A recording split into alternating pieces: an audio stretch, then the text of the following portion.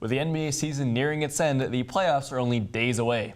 I'm here with Brad and Emmanuel to discuss some of the top playoff storylines that we're looking forward to next week. So guys, first of all, a player to watch either as an X factor or a liability. Give me the player name and then whether they're an X factor or a liability. Emmanuel, you go first. So I'm going to have to go with Kyle Lowry on this one.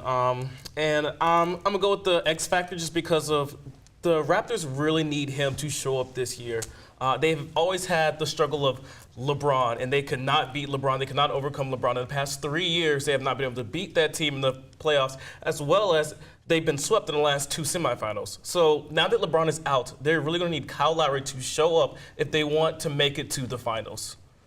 For me, it's a potential liability, and that's Nikola Jokic. Even though he would be in the top 6 of many MVP votes at this point, the Denver Nuggets, under Mike Malone, making the playoffs after not making it last year, going from out of the playoffs to the 2 seed, and that's a great accomplishment for them. But in the playoffs, a guy like Jokic, his defensive deficiencies, as great as he is on offense, in the paint, as an elite passer, I feel like teams are going to be able to exploit and expose him on the defensive side of the ball. I don't think teams are scared of playing Denver. I don't think they're making it past the second round. As good as Jokic is, that defense is going to be a problem in the playoffs. 2 teams with high playoff hopes, 2 players who need to propel their teams forward if they're going to make it past the first round. Top 4 seed in the most danger of losing in the first round, guys. Brad, who you got? It's got to be the Portland Trail Blazers. Right now, they sit 4th. The Utah Jazz sit 5th. Yusuf Nurkic out for the season. CJ McCollum just recently coming back from his injury, not fully healthy yet.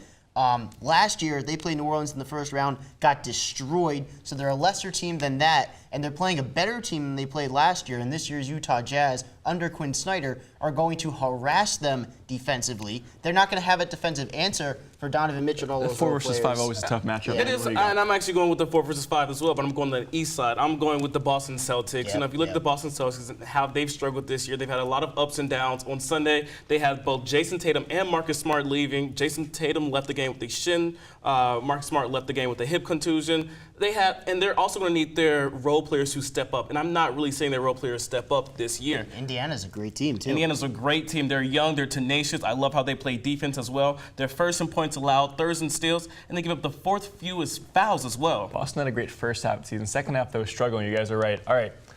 Final discussion. Who's making it out of the East? Bunch of teams competing now with LeBron gone and Cleveland gone. Who's winning the East, Manny? I got to go with the Milwaukee Bucks. And I am so excited that the East is back to being competitive and being great and entertaining. I'm really entertained for how this Eastern playoffs is going to go, but I have to go with the Bucks just because they can get it done on both sides. You have a team that have a league-leading defense, as well as they have the 4th best offense. So they're the only team in the NBA who are in the top 5 in both offense and defensive rating.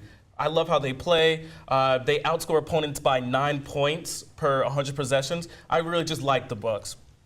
I cannot fault that choice. However, I think one thing we can agree on is that the Raptors and Bucks is going to be the conference finals, and I'm going to take Toronto because as great as the Bucks are, as incredible of a job at reinventing their whole scheme as Mike Budenholzer has done, the Toronto Raptors are the team that is perfectly built to combat Giannis and the Bucks. The best perimeter defender in the NBA, Kawhi Leonard, a versatile defender who can guard 5 positions of Pascal Siakam, a potential all-defensive player in Danny Green, great depth, even though in the playoffs you're playing 8 guys, so it doesn't matter as much. I will say this.